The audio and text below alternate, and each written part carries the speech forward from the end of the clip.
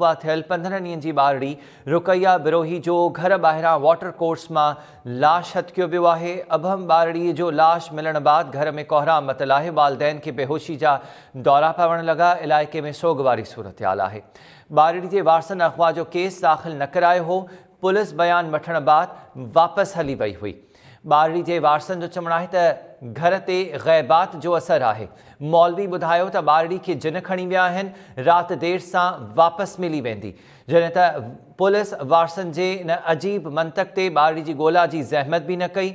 मौलवी खे बि मंज़र आम ते नाहे आंदो वियो। वारसनि जी जहालत ऐं पुलिस जी लापरवाही सबबि अभम ॿारड़ी जी ज़िंदगी हली वई। मासूम जी अमर जी हालत ख़राब थियल आहे। तफ़सील मालूम कयूं था गपचाणी मां टाइम न्यूज़ रिपोर्टर नज़ाकत अली खां। नज़ाकत आगाह कजो 15 ॾींहनि जी ॿारड़ी रुकैया बिरोही घर मां अगवा थी वई मुबैना तौर। केतिरनि ॾींहंनि ताईं उहा ग़ाइबु रही या केतिरो वक़्तु उहा ग़ाइबु रही? अॼु सुबुह जो वक़्तु उनजो लाश मिलियो आहे वाटर कोर्स मां।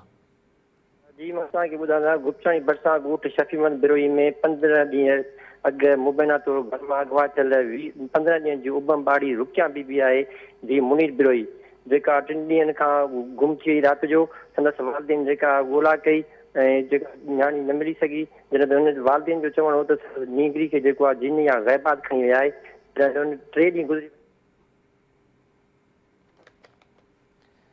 नज़ाकत अली महिरबानी तफ़सील ॾियण जे लाइ। इन बाबति अवां खां वधीक बि तफ़सील मालूम कंदासीं। आगाह कयूं पिया अवां खे त अहम मामिलो साम्हूं आयो आहे गपचाणी भरिसां, जिते 2 ॾींहंनि खां 15 ॾींहनि जी ॿारड़ी रुकैया बिरोही मुबैना तौर घर मां अगवा थियल हुई ऐं अॼु इन ॿारड़ीअ जो वाटर कोर्स मां लाश मिलियो। वालदैन खे बेहोशी जा दौरा पइजी रहिया आहिनि। जॾहिं त आगाह कयूं अवां खे त ॿारड़ी जे वारसनि अगवा जो केस बि दाख़िल न करायो हो। पुलिस बयान वठण बाद वापसि हली वई हुई।